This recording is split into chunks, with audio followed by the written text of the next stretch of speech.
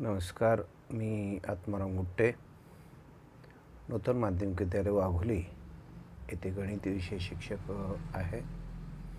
आज आपण इयत्ता 8वीचा गणित विषयाचा पाठ पहिला, परिमेय आणि अपरिमेय संख्या पाहणार आहोत. या पहिल्या पाठामध्ये प्रामुख्यानं संख्या प्रणाली कशी विकसित होत गेली ते आपण पाहणार आहोत. सुरुवातीला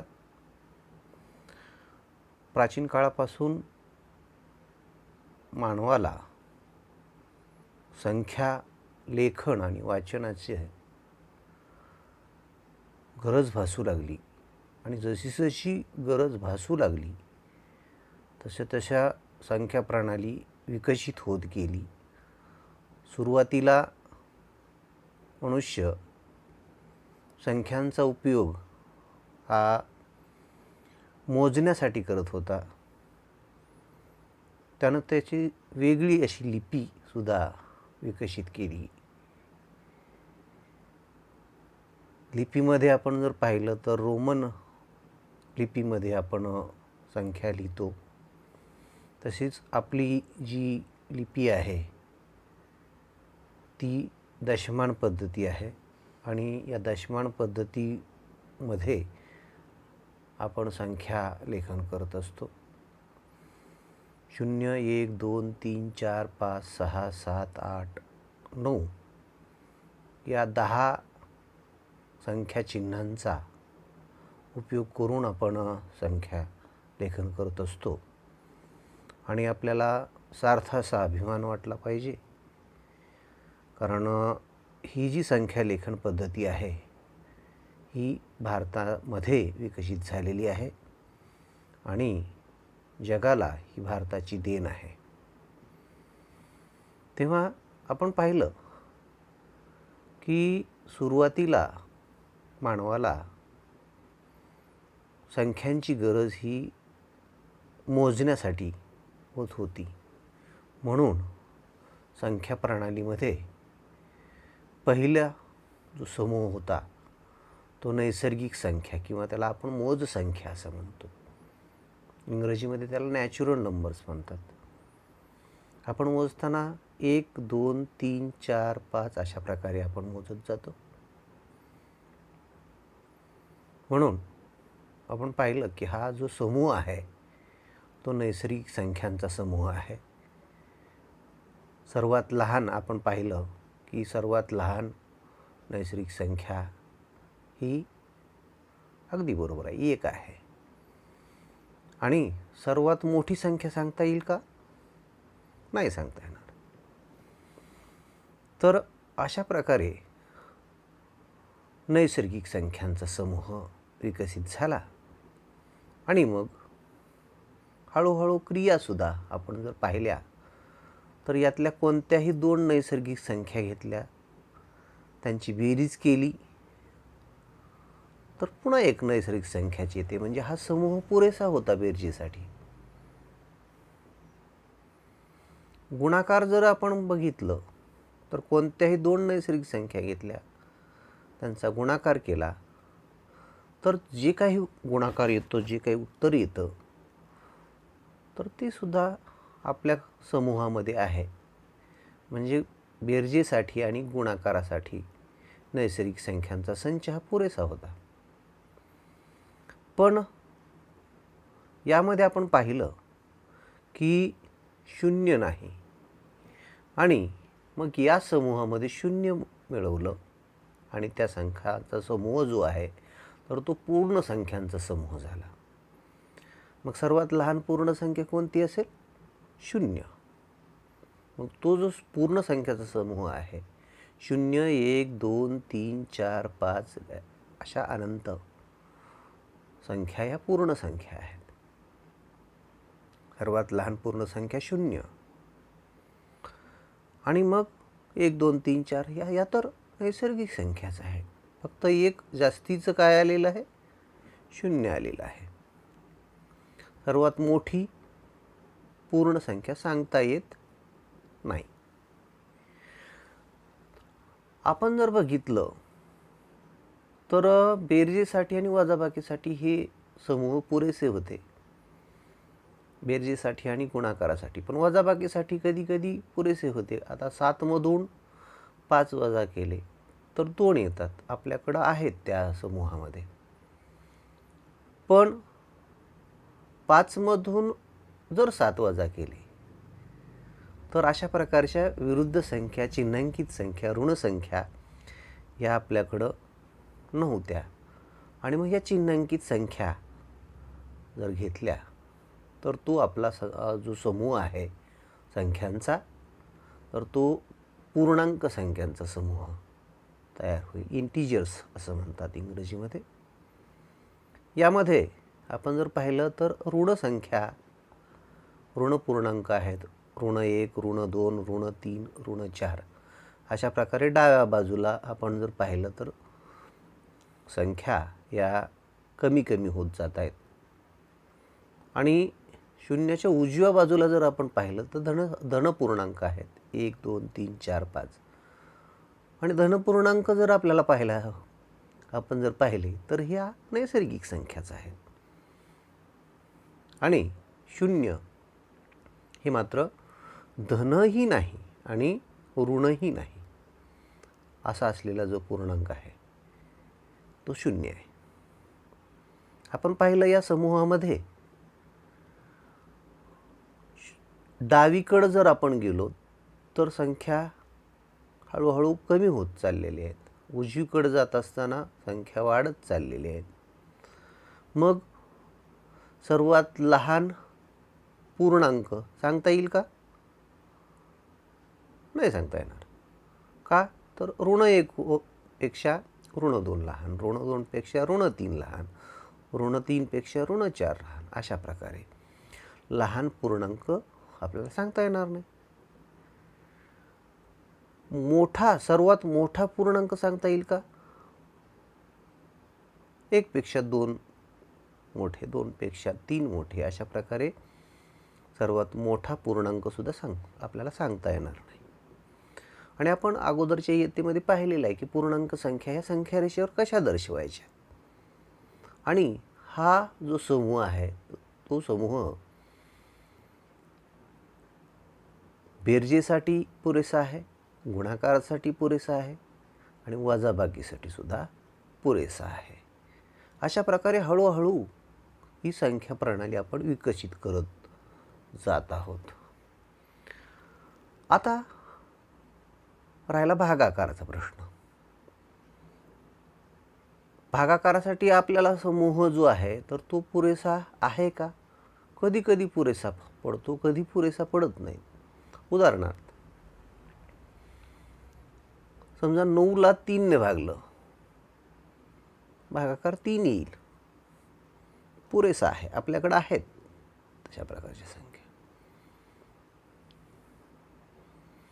8ला 2 ने भागलं, भागाकार 4 येईल, आपल्याकडे आहेत पुरेसा 30 तशा प्रकारची संख्या. पण 5ला जर 3 ने भागलं तर पूर्णांकात उत्तर येणार नाही. आणि मग अशा प्रकारचा जो अपूर्णांक येईल 5/3, अशा प्रकारच्या संख्या ज्या आहेत त्याला परिमेय संख्या म्हणतात. म्हणजे अंश भागिले छेद अशा स्वरूपात. अंशस्थानी काय असतो? अगदी बरोबर आहे, पूर्णांक असतो. छेदस्थानी सुद्धा पूर्णांकच असतो. अंशस्थानचा जो पूर्णांक आहे तो 0 असला तरी चालेल, पण छेदस्थानचा मात्र पूर्णांक हा 0 असून चालणार नाही. मग याच्या परिमेय संख्या आहे त्याची व्याख्या आपल्याला कसं करता येईल की परिमेय संख्यांचा समूह जो आहे तो m/n या स्वरूपातील संख्यांनी परिमेय संख्या त्याला म्हणतात. इथे m आणि n काय आहेत? जे अंश आणि छेद आहेत ते पूर्णांक असतात आणि n हे 0 नसतं. आपण जर पाहिलं तर कोणत्याही 2 संख्यांच्या दरम्यान असंख्य परिमेय संख्या असतात. कोणत्याही 2 जर परिमेय संख्या घेतल्या तर त्याच्या दरम्यान असंख्य परिमेय संख्या असतात. हे आपण अगोदरच्या इयत्तेमध्ये आपण पाहिलेलंच आहे. तेव्हा अशा प्रकारे हळूहळू संख्या प्रणाली विकसित होत गेली. आपण पाहिलं नैसर्गिक संख्यांचा समूह 1 2 3 4 डॅश डॅश अनंत. पूर्ण संख्यांचा समूह 0 1 2 3 4 अनंतापर्यंत. पूर्णांक संख्यांचा समूह शून्यापासून उजवीकडं धन पूर्णांक 0 1 2 3 अनंतापर्यंत. आणि शून्यापेक्षा लहान असलेले जे पूर्णांक आहेत ते ऋण पूर्णांक, ऋण 1 ऋण 2 ऋण 3 अशा प्रकारे हे पूर्णांक संख्यांचा समूह. परिमेय संख्यांचा समूह कशाला म्हणतात? तर एका पूर्णांकाला दुसऱ्या शून्य नसलेल्या पूर्णांकानं भागलं म्हणजे शून्येतर पूर्णांकानं भागलं तर अशा प्रकारच्या ज्या संख्या येतात त्याला परिमेय संख्या म्हणतात. आपण जर पाहिलं तर हळूहळू आपला जो समूह आहे तर तो मोठा मोठा होत चाललेला आहे. नैसर्गिक संख्या समूहामध्ये 0 आला, पूर्ण संख्याचा समूह झाला, 1 जास्त आला 0. त्यानंतर पूर्ण संख्याच्या समूहामध्ये ऋण पूर्णांक विरुद्ध संख्या आल्या, तो पूर्णांक संख्याचा समूह झाला, आणखीन मोठा आपल्याकडं समूह झाला, आणखीन समृद्ध असा समूह झाला. आणि मग हे जे पूर्णांक झाले, पूर्णांक अधिक अपूर्णांक. मग अपूर्णांक कसे? सगळेच अपूर्णांक का? नाही. जे अपूर्णांक अंश भागिले छेद अशा स्वरूपात लिहिता येतात.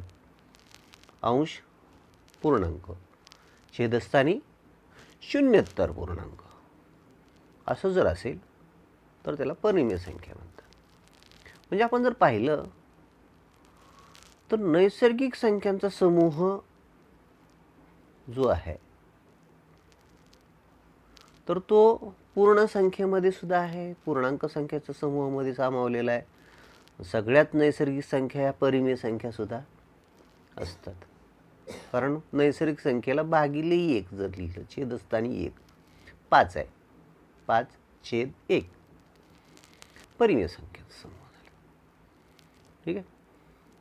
मग कशा प्रकारच्या समूहाला परिमेय संख्या म्हणतात? अंश भागिले छेद स्वरूपात लिहिता येणाऱ्या ज्या संख्या आहेत. अंश पूर्णांक, छेद हा शून्येतर पूर्णांक. मग त्याचं लेखन आपण पाहिलं की दशांश सुद्धा रूप असतं, दशांश सुद्धा रूपात असतं. दशांश जर असेल तर छेद जे आहे तर 1 स्थळापर्यंत असेल तर 10 असतो, 2 दशांशाच्या नंतर असतील तर 100 असतो. हे आपण पाहिलेलं आहे अगोदरच्या इयत्तेमध्ये. तर अशा प्रकारे हा परिमेय संख्याचा समूह विकसित होत गेला. आणि संख्या रेषेवर जर आपण पाहिलं की उजव्या बाजूला संख्या मोठ्या होत जात आहेत, डाव्या बाजूला संख्या लहान होत जात आहेत. आणि मग त्यानुसार क्रमसंबंध आपण पाहिला नैसर्गिक संख्याचा मध्ये, पूर्ण संख्यामध्ये, पूर्णांक संख्यामध्ये सुद्धा क्रमसंबंध पाहिला. त्यावर आधारित उदाहरणं पाहिले, त्याच्यावर ज्या क्रिया आहेत, मूलभूत क्रिया, बेरीज असेल, वजाबाकी असेल, गुणाकार असेल, भागाकार असेल, तर तो पाहिलेला आहे आपण पूर्णांक संख्याच्या समूहामध्ये सुद्धा. परिमेय संख्येमध्ये सुद्धा आपण बेरीज, वजाबाकी, गुणाकार, भागाकार आपण मागील इयत्तेमध्ये पाहिलेला आहे. इथंच थांबतं का? नाही थांबणार. पुढे परिमेय नसलेल्या सुद्धा संख्या आहेत. पण आता इथं थांबूया. आपण बघूया की परिमेय संख्या या संख्या रेषेवर दाखवता येतात का. आतापर्यंत आपण पूर्णांक संख्याचा जो समूह आहे तर तो सगळ्या संख्या रेषेवर दाखवता येतात. पण परिमेय संख्या समजा 5/3 आहे, 9/2 आहे, ऋण 7/3 आहे.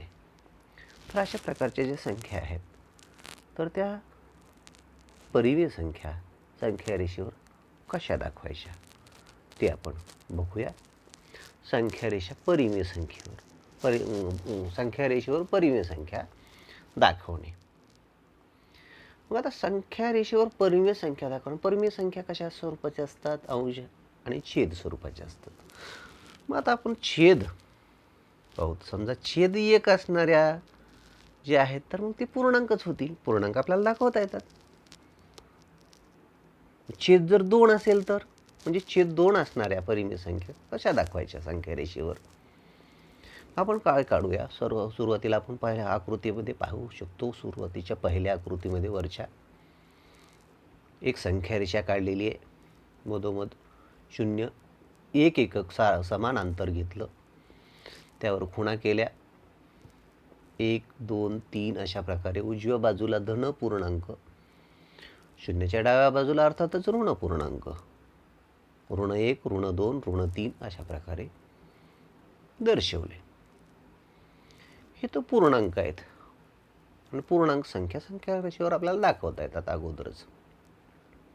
ठीक आहे. मग आता इथं छेद किती आहे? 2 छेद असणाऱ्या संख्या रेषेवर दाखवायचे. म्हणजे 1/2 असेल, 5/2 असेल, 7/2 असेल, 9/2 असेल किंवा ऋण 3/2 असेल. तर अशा प्रकारे संख्या रेषेवर कशा दाखवायच्या हे पाहणार आहोत आपण. मग आपण छेद 2 आहे म्हणून प्रत्येक एकक अंतर म्हणजे काय? तर 0 ते 1 मधलं अंतर, 1 ते 2 मधलं अंतर, 2 ते 3 मधील अंतर, या प्रत्येक अंतराचे 2 समान भाग करायचे. का? तर छेद 2 आहे. 2 भाग जर समान करायचे असतील तर ते एकक अंतर एका ठिकाणी आपल्याला कापावं लागेल. म्हणजे खुणा कराव्या लागतील. म्हणजे 1 ते 2च्या दरम्यान 1 खूण केली म्हणजे 2 भाग झाले. प्रत्येक एकक अंतराचे 2 समान भाग आपण केले. दुसऱ्या आकृतीमध्ये आपण पाहिलं मधल्या की समान भाग केलेले आहेत. मग आता शून्यापासून चालू करूया. पहिलं 0 आणि 1च्या दरम्यानचं पहिली खूण उजव्या बाजूला 1/2. त्याच्या पुढचं 2/2. 2/2 म्हणजे किती? अगदी बरोबर 1. त्याच्या पुढे 3/2. त्याच्या पुढे 4/2 म्हणजे 2. त्याच्या पुढे 5/2. 6/2 अर्थात 3. 6/2 समान भाग. 6/2 3. अशा प्रकारे उजव्या बाजूला धन परिमेय संख्या आपण दाखवतो. आता 0च्या डाव्या बाजूला पहिली खूण, 0च्या डाव्या बाजूची पहिली खूण ऋण 1/2. त्याच्या पुढे डाव्या बाजूला ऋण 2/2 म्हणजे ऋण 1 आहे तिथं. त्याच्या पुढचे ऋण 3/2. ऋण 4/2 म्हणजे ऋण 2. त्याच्या पुढे ऋण 5/2. म्हणजे आता छेद 2 असणाऱ्या संख्या रेषेवर दाखवता येतात. बरोबर आहे. आता आपण जर अचानक सांगितलं की 9/2. 9/2 कुठं असेल बरं? त्याच्या पुढचं बघा 10/2 येतं. 10/2 म्हणजे 5. 5च्या अगोदर 8/2 म्हणजे 4. 4 आणि 5च्या दरम्यान. 4 आणि 5 या 2 पूर्णांकाच्या दरम्यान आहे. बरोबर. म्हणजे आपल्याला पूर्ण जर संख्या नाही दाखवायची असल्या तर त्याच 2 भाग करावे लागतील. तर छेद 2 असणाऱ्या संख्या परिमेय संख्या रेषेवर कशा दाखवायच्या हे लक्षात आलं. आता पुढे जाऊया थोडं. छेद 3 असणाऱ्या संख्या रेषेवर कशा दाखवायच्या? छेद 3 असणाऱ्या परिमेय संख्या रेषेवर दाखवणे म्हणजे कशा संख्या असतात त्या? 1/2 आहे, 2/2 आहे, 3/2 करा 1/3 आहे, 2/3 आहे, 3/3 आहे. 3/3 म्हणजे अगदी बरोबर 1. 4/3 आहे. अशा प्रकारच्या संख्या रेषेवर कशा दाखवायच्या? सुरुवातीला अगोदर सारखंच एक संख्या रेषा काढली. मधोमध शून्य, प्रत्येकी एक एकक समान अंतरावर भाग केले.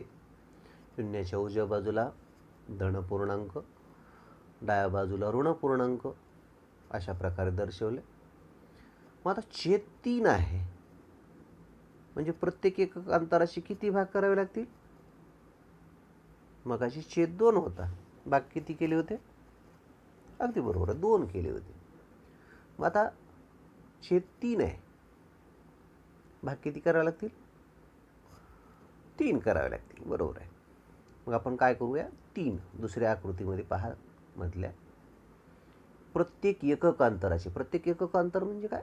0 आणि 1च्या दरम्यानचं अंतर, 1 आणि 2च्या दरम्यानचं अंतर, तसंच 0 आणि ऋण 1च्या दरम्यानचं अंतर, अशा प्रकारची जी प्रत्येक एकक अंतराचे 3 सारखे भाग केलेत. म्हणजे किती ठिकाणी तोडावं लागेल? 2 ठिकाणी. बघा, 0 ते 1 मध्ये 3 समान भाग केले, 1 ते 2 मध्ये 3 समान भाग केले, तसेच 0च्या डाव्या बाजूला सुद्धा प्रत्येक एकक अंतराचे 3 समान भाग केले. मग आता मगाशी आठवा कसं केलं होतं? 0च्या पुढे पहिली खूण 1/2 म्हणलं होतं, इथे पण इथे 1/2 आहे का? छेद किती आहे? 3. 1/3. लालशाने लिहिलेलं आहे 1/3. पुढे 2/3. 3/3 म्हणजे आहे ना 1 तिथं. 4/3 पुढे, त्यापुढे 5/3. 6/3 म्हणजे 6/3. 2 आहे. उजव्या बाजूचं झालं. आता डाव्या बाजूला बघूया. डाव्या बाजूला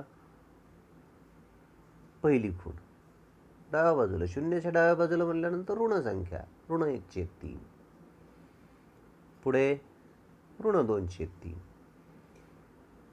परत डाव्या बाजूला गेल्यानंतर ऋण 3/3 म्हणजे ऋण 1. त्याच्या पुढे अगदी बरोबर. अशा प्रकारे आपण छेद 3 असणाऱ्या संख्या सुद्धा संख्या रेषेवर दाखवता येतात. हां, आता बघूया छेद 4 असेल तर प्रत्येक एकक अंतराचे किती भाग करावे लागतील? अगदी बरोबर आहे, 4 भाग करावे लागतील. उजव्या बाजूला 1/4, त्याच्या पुढे 2/4. 2/4 म्हणजे 2/4. 2ला 4 भागलं काय आणि 1ला 2 भागलं काय? फार कसं आहे ना. 1/2. सममूल्य पूर्णांक आहे, आपण बघितलं. म्हणजे 1/4, 2/4, 3/4 अशा प्रकारे आपल्याला छेद 4 असणाऱ्या संख्या रेषेवर दाखवता येतील. छेद 5 असेल तर प्रत्येक एकक अंतराचे 5 समान भाग करावे लागतील. म्हणजे जितका छेद आहे तितकेच समान भाग प्रत्येक एकक अंतराचे आपल्याला करावे लागतील. हे लक्षात आलं. म्हणजे आता कोणतीही संख्या रेषेवर दाखवता येऊ शकते. चला तर मग सराव करूया. आणि या सरावामध्ये आपण काय करायचं की सराव संच 1.1 जो आहे तर तो सर्वांनी सोडवायचा आहे आणि कळवायचं आहे. हा व्हिडिओ तुम्ही परत थांबवून ऐकू शकता. आणि ही जी संकल्पना आहे आपल्याला संख्या रेषा वर परिमेय संख्या दाखवता येऊ शकतात. थांबूया इथंच.